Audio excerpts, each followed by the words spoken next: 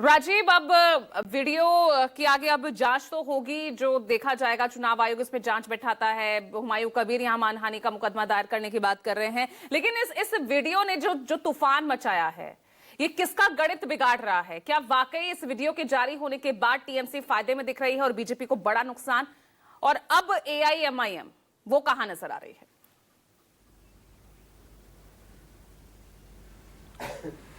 देखिए पूजा, जिसको कहते हैं कि चुनाव शुरू होते ही चुनावी भाषा में कहते हैं कि कैजुअलिटी, चुनाव की कैजुअलिटी। तो पहली कैजुअलिटी हुमायूं कबीर की पार्टी की ऐसी वीडियो कांड के बाद हुई है। इसको आप देख सकते हैं। अब मानहानि का मुकदमा करें न करें, भारतीय जनता पार्टी के आरोप के ऊपर जो आरोप लग रहे हैं उस वीडियो के जरिए टीएमसी लगा रही है, वो सब एक जगह है। अब हुमायूं कबीर को जवाब एमआईएम असदुद्दीन ओवैसी की पार्टी से ही सुबह सुबह मिल गया है, जब उन्होंने ट्वीट करके अपना गठबंधन तोड़ दिया है। तो अब हुमायूं कबीर को किसी दूसरे पर मानहानि का मुकदमा करने की या दूसरे पर कहने की कोई जरूरत नहीं है। एमआईएम जो अभी मैं पिछली बार आपको याद होगा, जिस सुबह यहीं पर उसी जगह पर असदुद्दीन ओवैसी आए थे और हुमायूं कबीर के साथ उन्होंने गठबंधन का ऐलान किया था। इसी बेरोक टोक कार्यक्रम में मैंने आपसे कहा था कि वो रात को आए थे 10 से 11 बजे और सुबह प्रेस कॉन्फ्रेंस करके असदुद्दीन ओवैसी निकल गए थे।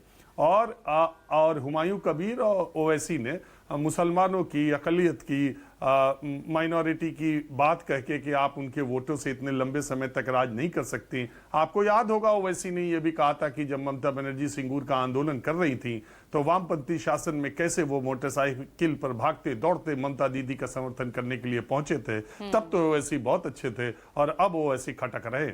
लेकिन ओवैसी ने ही जब हाथ झटक दिया हुमायूं कबीर से, तो आप समझ ही सकते हैं इसका क्या असर होगा। और मैंने आपको पहले भी कहा था, जब चुनाव देश में कहीं भी ऐसी जगह होता है जब जिसको कि सेकुलर पार्टीज तथा कथित कहा जाता है और उनके बीच में और बीजेपी के बीच में आमने सामने की टक्कर होती है, तो माइनॉरिटी का के पास कोई विकल्प नहीं होता। और आप इसीलिए देखती हैं कि तीसरी पार्टी का कहीं कोई जगह नहीं बन पाती। आप बिहार के चुनाव में आपने देखा प्रशांत किशोर का कितना जोर था, लेकिन कोई जगह नहीं बन पाई। उसी तरह से यहां बंगाल में एकदम बाइपोलर इलेक्शन है। इसमें तीसरी शक्ति 1, 2, 4 सीट कोई पार्टी को मिल जाए, किसी इंडिविजुअल को मिल जाए, किसी गठबंधन को मिल जाए, किसी एक को मिल जाए, वो अलग बात है। लेकिन बंगाल के मुसलमानों के सामने साफ दिखाई दे रहा है कि भारतीय जनता पार्टी जोर शोर से बंगाल की तरफ आती हुई दिखाई दे रही है और सिर्फ ममता बनर्जी उनके खिलाफ खड़ी हुई है। तो इस ऐसी स्थिति में न तब हुमायूं कबीर और एमआईएम के गठजोड़ का कोई असर बंगाल के मुसलमानों पे था